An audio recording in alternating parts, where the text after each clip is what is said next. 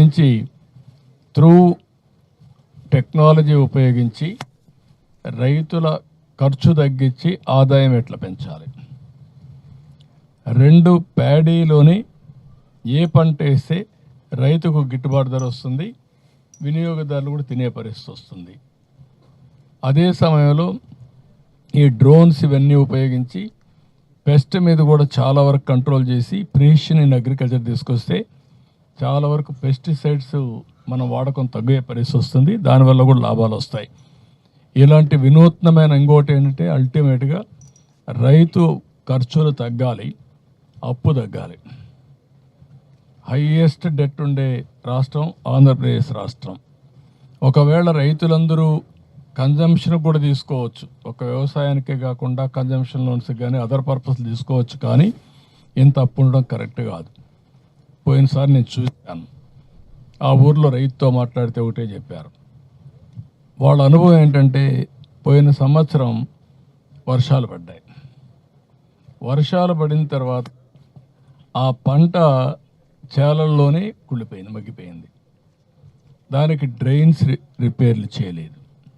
ఎప్పుడైతే డ్రైన్స్ చేయలేదో డ్రైన్స్లో నీళ్ళన్నీ పోవాల్సిన నీళ్లు డ్రైన్ అవుట్ కాలేదు, పొలాల్లో ఉండిపోయినాయి.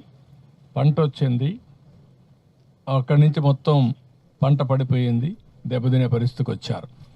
రెండోది కూడా మీరు చూస్తే ఈరోజు ఒక రైతు అబ్జర్వేషన్, స్టాండింగ్ క్రాప్ ఉంటే మెషిన్ హార్వెస్ట్ పెరుగుతూ ఉంది, పంట పడిపోతే దిగుబడి తగ్గుతూ ఉంది.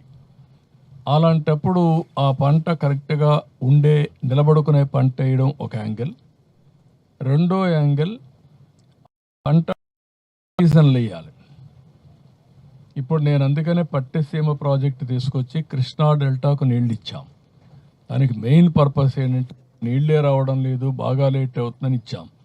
పట్టిసీమ నీళ్లు కూడా సీజన్లో బిగినింగ్లో దెర్ ఈజ్ ఎ ప్రాబ్లం.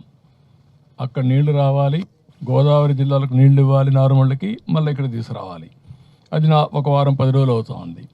దీనికోసం ఇప్పుడు ఆలోచించింది ఏంటంటే పులిచేత పెట్టుకొని మేము మేలోనూ నీళ్ళు ఇచ్చి జూన్లోనే వీళ్ళు నార్మల్ వేసుకోగలుగుతారా. జూన్లో వేసుకుంటే ఇంకా అర్లీగా వస్తుంది, సైక్లోన్ మీద పడకుండా పంటలు వచ్చే పరిస్థితి వస్తుంది. ఇవన్నీ కూడా రైతాంగంలో తరో డిబేట్ జరగాల్సిన అవసరం ఉంది, చర్చ జరగాల్సిన అవసరం ఉంది. రైతులందరినీ ఇన్వాల్వ్ చేస్తాం. 5-6 నెలలు ఇన్వాల్వ్ చేసి లాభసాటిగా ఏ పంటలు వేస్తే ఆదాయం వస్తుంది, ఏ విధంగా ఇవ్వాలి, మార్కెటింగ్ ఏ విధంగా ఇది ఇవ్వాలి. అదే మాదిరిగా మళ్ళీ ఫార్వర్డ్ బ్యాక్వర్డ్ ఇంటిగ్రేషన్లో పంట వేసినప్పటి నుంచి హార్వెస్టింగ్ వరకు, మార్కెటింగ్ వరకు ఏం చేయాలి, ఎక్సర్సైజులు అన్నీ చేస్తాం. చేసి వ్యవసాయాన్ని ఏ విధంగా ఆదుకోవాలనో ఆదుకుంటాం. అదే మాదిరిగా డ్రోన్స్ అన్నీ కూడా పెస్టిసైడ్స్కి ఎక్కడైతే చాలామంది ఇప్పుడు రైతులను అడిగాం, ఫోన్లు ఉన్నాయి, ఇప్పుడు ఒక యాప్ ఉంది. ఆ యాప్ తీసుకొని పొలంలోకి వెళ్ళి ఒక్కసారి పొలంలో చూసుకుంటే తెగులుందా లేదా చూడొచ్చు. రైతు ఇప్పుడు నాలెడ్జ్తో తెగులుందా లేదా చూస్తున్నాడు. అది ఉండొచ్చు, ఉండకపోవచ్చు. ఒకప్పుడు ఇంకా దారుణంగా ఉండేది. రైతు పెస్టిసైడ్ షాప్ ఏది చెప్పితే ఆ మందొచ్చి కొట్టేవాడు. గుంటూరు ఒక చిరునామా ఒకప్పుడు, ఏది కల్తీ మందులకి పెద్ద యుద్ధమే చేశాను నేను అప్పుడు సమైక్య ఆంధ్రప్రదేశ్లో, అక్కడ కంట్రోల్ చేయడానికి. ఇప్పుడు కంట్రోల్ అయ్యింది. ఇప్పుడు నెక్స్ట్ స్టెప్ ఏంటంటే ప్రిసిషన్ అగ్రికల్చర్లో సెల్ ఫోన్ ద్వారా నువ్వు ఐడెంటిఫై చేస్తే డ్రోన్ పంపించి ఎక్కడ తెగులుంటే అక్కడే అప్లికేషన్ చేస్తాం. దానివల్ల కన్జంప్షన్ తగ్గుతుంది, పెస్టిసైడ్స్ ఉపయోగించే తగ్గుతుంది. రెండోది మనకు చాలా ఖర్చులు తగ్గే పరిస్థితి వస్తాయి. అదే మరి ఎరువులు కూడా ఈరోజు డ్రోన్స్ ద్వారా స్ప్రే చేసే పరిస్థితికి వచ్చాం. ఒకప్పుడు యూరియా అటు ఇటు ఇసిరేసేవాడు, ఇప్పుడు ఏ అక్కర్లేదు, లిక్విడ్ యూరియా వచ్చేస్తూ ఉంది. లిక్విడ్ యూరియా కానీ నైట్రోజన్ కానీ ఏది కానీ కావాలంటే అవి కూడా వేసే పరిస్థితి వస్తూ ఉంది. Apart from all these things మళ్ళీ నేచురల్ ఫార్మింగ్ కూడా వచ్చింది, 0 బడ్జెట్ నేచురల్ ఫార్మింగ్ వచ్చింది, అవి కూడా చేస్తాం.